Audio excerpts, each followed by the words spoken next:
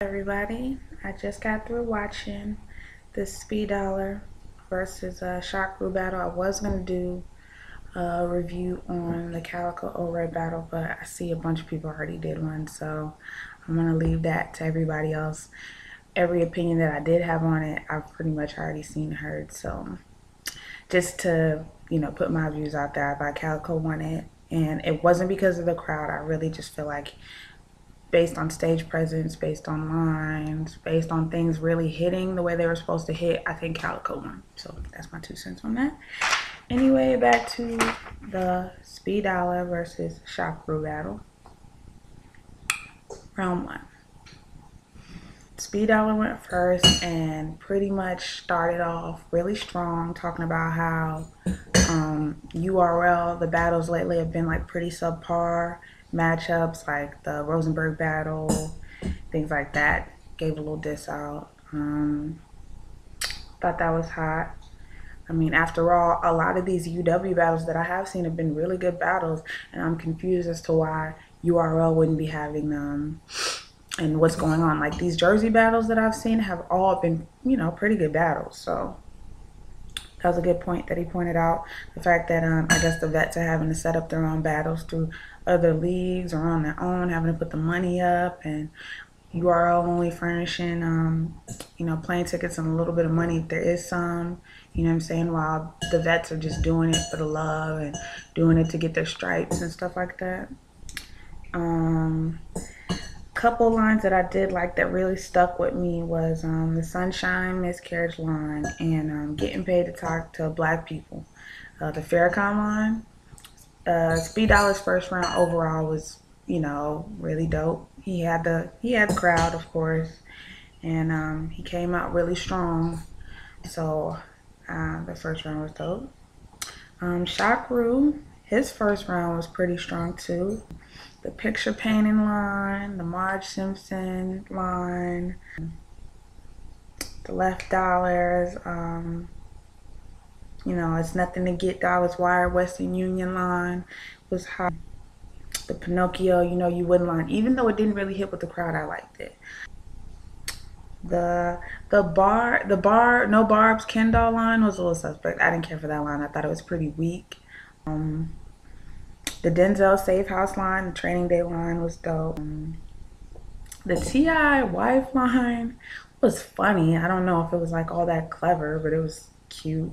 And the washing niggas drawers in Twitter jail, that was cute too. One thing that I will say about Shock Rue's first round is, I think bar for bar, getting the crowd, the first round was pretty even. So I'd give that first round a tie. Round 2, again, Spee Dolla was still aggressive, still really had the crowd. The Dave and Buster's line was cool. Him getting knocked out all the time, the Zab Judah line, that was funny. The line that didn't hit that I thought should have was the GNC Yukon Sierra, that whole car line. I thought was cool. The crowd really wasn't with it, but I thought it was a dope line. The who is this nigga line, like, you know what I'm saying, Young Ill did it, let him have it. Everybody in, everybody in battle rap doesn't have to do that line. And I think out of everybody that's done that line, Young Ill did it the best, so it's Young Ill's line. And I think y'all should just let him have it. Like I said, all in all, Spee Dolla's second round was just as strong as his second round. So yeah. Now as far as Shock Rue, this is where he started to lag. Like, there's a big difference between the first and second round for him. Second round, he did have some lines. I don't know if they were all that clever. The deeper than Jim Jones' mama line, I mean, I don't know how clever it is, you know what I'm saying. Also, he had a line that I didn't really hear, where he had to explain, and I feel like anytime you explain a line in battle rap, I feel like, if anything, let the videotape do the talking for you. When it comes out and people are rewinding it back, they'll get it. You don't have to explain it in the battle. And the line ended up losing its weight because he's just like explaining it to your opponent for what, Like I said, his second round, all in all, pretty much like didn't do it for me. It sounded like stuff that can, like, it sounded like bars that Conceited wasn't willing to take. You know what I'm saying? He was in the booth with like Conceited somewhere, getting pointers from him, and these are like all the lines he wasn't interested in taking. And he's, you know what I'm saying, there were a lot of likes, and the likes weren't that clever. So none of the stuff was hitting. Like a prime example, all your girls all over the meat like seasoning salt. Really? Like I didn't care for that. Round two, there was no debating it. I feel like Spee Dolla took it. If anybody feels different, I don't know what to tell you. Round three, again, Spee Dolla came out strong. I'm a Bill Collector fan, so the little Bill Collector riff in the beginning was cool. I liked it. He went in on the fact that like he's having to take, you know, bullshit battles with regular bodies, and it ends up being this really cool bit that ends with him saying, "I'll remix your secrets all over this lobby." And of course the crowd goes crazy. The whole line was dope. It really went. And he finished it off with like some barbershop talk, and that was cool. All in all, third round was cool. I liked it. He was still strong.